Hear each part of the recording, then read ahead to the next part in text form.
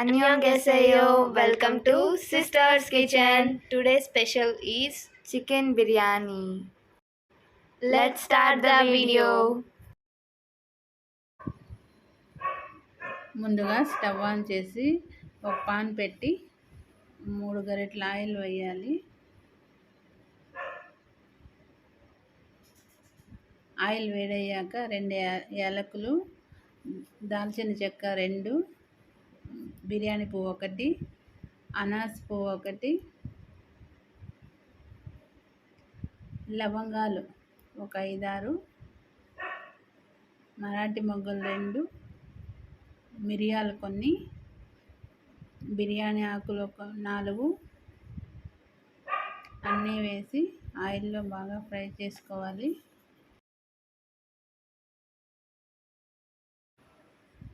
తర్వాత కాజు కొన్ని దెబ్బలు వేసుకోవాలి.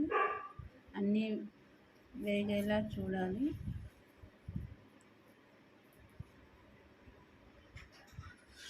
తర్వాత 2గా తరిగిన పచ్చిమిర్చి ముక్కలు కొన్ని, సన్నగా తరిగిన ఉల్లిపాయ ముక్కలు,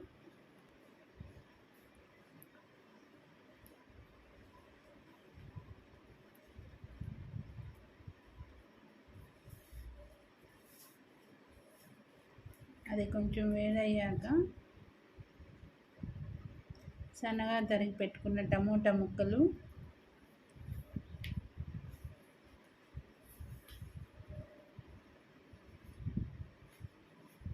ఇవన్నీ బాగా మిక్స్ చేసి వేయించాలి.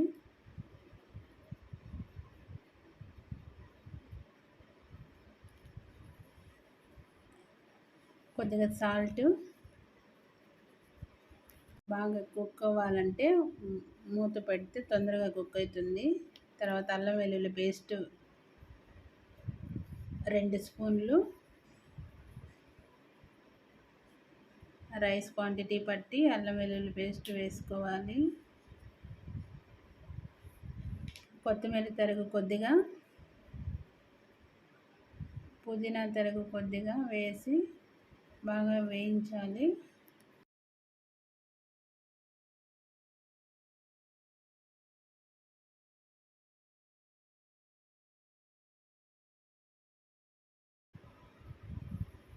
ఇవన్నీ బాగా వేగాక అందులో బాగా క్లీన్ చేసి పెట్టుకున్న చికెన్ ముక్కలు వేయాలి.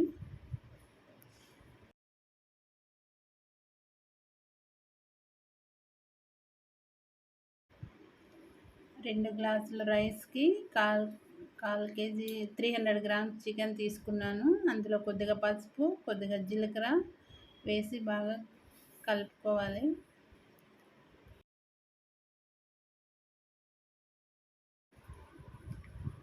ధనియాల పొడి 1.5 స్పూను వేసి బాగా కలుపుకోవాలి.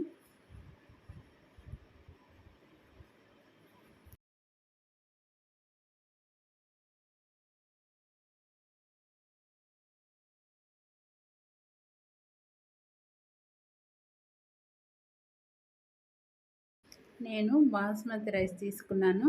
బాస్మతి రైస్కి అయితే 1 గ్లాస్కి 2 గ్లాసుల వాటర్ పడుతుంది. నార్మల్ రైస్కి అయితే 1 గ్లాస్కి 2.5 గ్లాస్ వాటర్ పోయాలి. ఇప్పుడు వేయించుకున్న చికెన్ మిశ్రమాన్ని అందులో వేసేయాలి.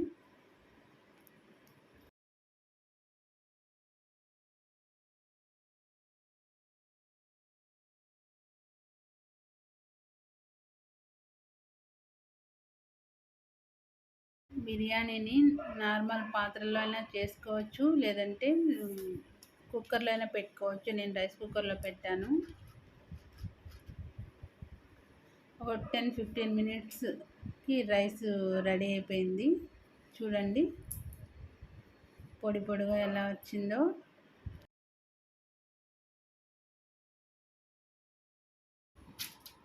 ఇప్పుడు వేడిగా రెడీ అయిపోయిందండి బిర్యానీ. ఇది సర్వింగ్ ప్లేట్లకు తీసుకొని పెరుగు పచ్చడితో కానీ చికెన్ సేర్వాతో కానీ తినచ్చు. చాలా బాగుంటుంది. మీరు ట్రై చేయండి.